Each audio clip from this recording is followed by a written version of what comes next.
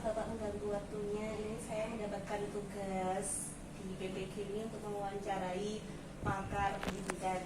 Nah, ini keluar rasa jenengan cukup mumpuni untuk menjadi pakar pendidikan yang mendukung pendidikan saya seperti itu. Nah, di sini saya mau menanyakan beberapa pertanyaan. Di antaranya yang pertama tentang pentingnya literasi di sekolah. Menurut panjenengan, sepenting apa sih budaya literasi itu harus diterapkan di sebuah sekolah itu, Pak? Sangat penting sekali, karena yang namanya literasi ini adalah hal yang sangat fundamental sekali bagi para siswa yang ada di sekolahan, terutama anak-anak yang sedang saya ampu itu adalah anak-anak SMP. Anak-anak SMP itu adalah anak yang memang dulunya itu dari SD ke SMP itu memang harus dituntun benar untuk apa, untuk literasi tersebut. Tujuannya apa? Untuk literasi itu tujuannya adalah agar anak-anak itu bisa mengenal. Karena kan kita tahu bahwa ada peribahasa membaca itu adalah jendela dunia. Kemudian dalam Al-Quran juga dijelaskan Iqra bismi rabbikal ladzi khalaq. Jadi membaca itu untuk mengenal, kemudian untuk memahami apa saja yang ada di dalam pelajaran tersebut. Bahkan yang dibaca di dalam sekolah itu bukan hanya pelajaran, tapi banyak hal yang bisa dibaca.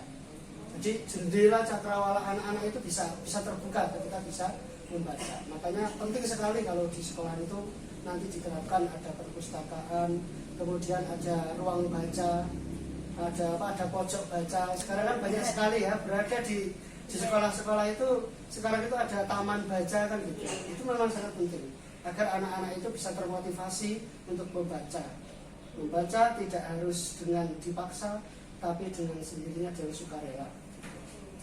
Benar sekali Bapak. Saya juga pengalamannya seperti itu. Biasanya anak-anak kalau saya suruh baca itu karena memang tidak terbiasa literasi gitu. Kalau saya suruh baca itu pas waktu jam awal pembelajaran saya suruh membuka materi biasanya langsung tanya halaman berapa Bu? Nah disitulah saya baru sadar sendiri kalau anak-anak itu ternyata tidak pernah membaca materinya terlebih dahulu seperti itu. Memang harus dilatihkan dari sekarang. Terus kemudian yang ingin saya tanyakan tentang pentingnya penggunaan model pembelajaran di kelas Pak. Kira-kira sepenting apa sih model pembelajaran itu diterapkan di kelas? Ya, dengan perkembangan kurikulum dari yang kita ketahui, tadi kan ada kurikulum KTSP, kemudian ada kurikulum K13, sampai sekarang kurikulum Merdeka. Ini memang menuntut anak-anak itu bisa menginspirasi diri mereka agar mereka itu bisa dengan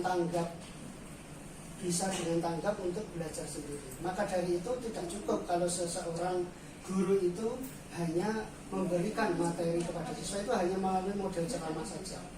Dan memang harus butuh yang namanya media pembelajaran. Maka sangat penting karena media pembelajaran yang ada di sekolah itu kegunaannya sangat banyak. Yang pertama adalah memperjelas penyajian.